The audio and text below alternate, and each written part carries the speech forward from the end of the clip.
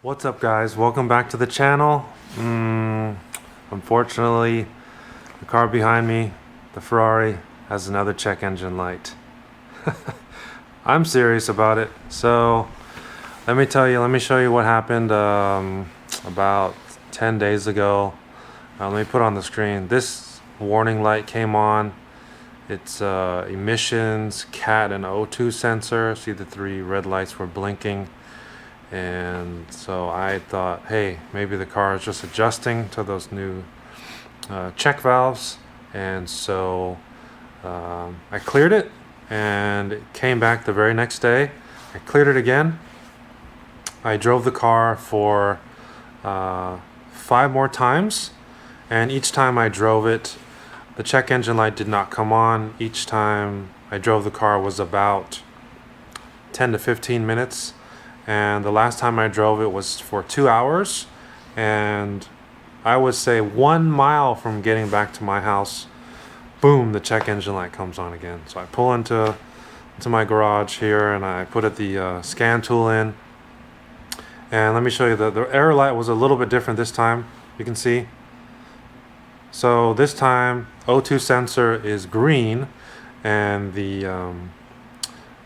got 2 red lights instead of 3. So unfortunately, this car is going back to the workshop. I don't know what's wrong with it or how long it's going to be gone. Some of you are shaking your heads and some of you are clapping.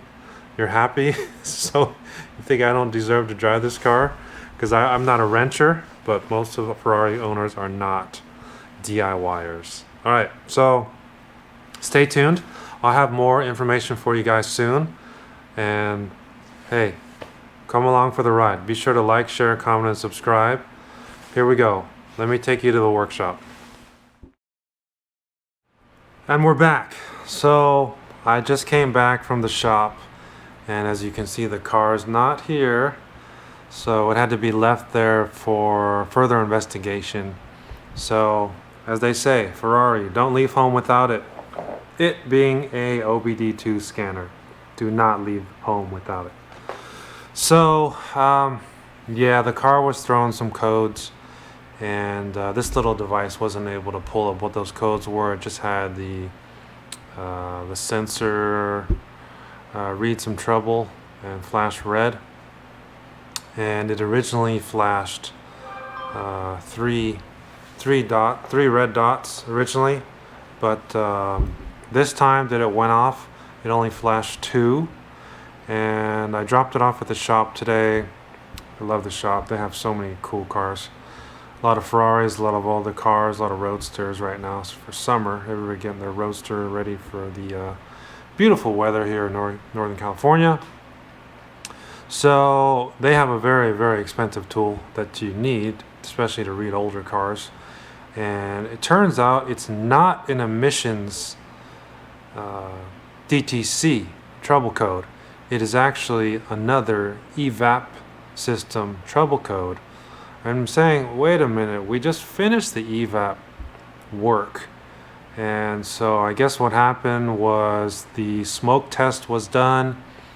And I showed you guys on the previous video, 30 things I fixed, how the check valve had actually, the orange little cylinder, looks like a film canister for you older people, that had totally separated. So when they put the smoke test, the white smoke, into the fuel system, that just billowed out, clouds and clouds of smoke.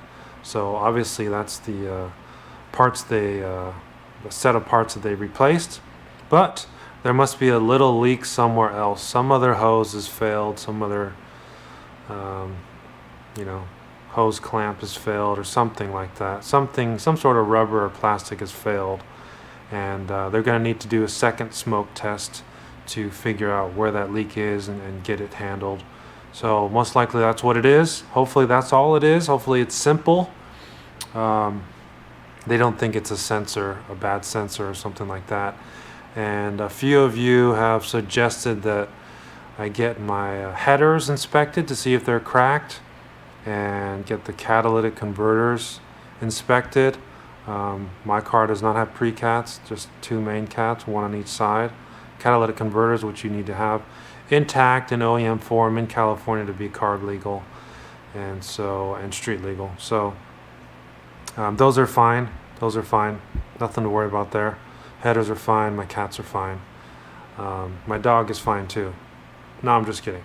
My catalytic converters are fine. They're not spitting out powder. So that's the update for now. I do hope to have the car back soon. It's a little bit of a waiting game because they're so busy over at the shop. And well, that's it for now. I hope to have the car rolling when I see you guys next time. Be sure to like, share, comment, and subscribe. Have you experienced similar issues with your Ferrari 360 or 430? Any evap issues that keep nagging? Remember, we already replaced 2 fuel lines, 4 rollover check valves, and I'm wondering how much more rubber there is in that car that can fail. So, alright guys, I'm keeping my positive attitude. I will see you in the comments below. Thank you. Bye-bye.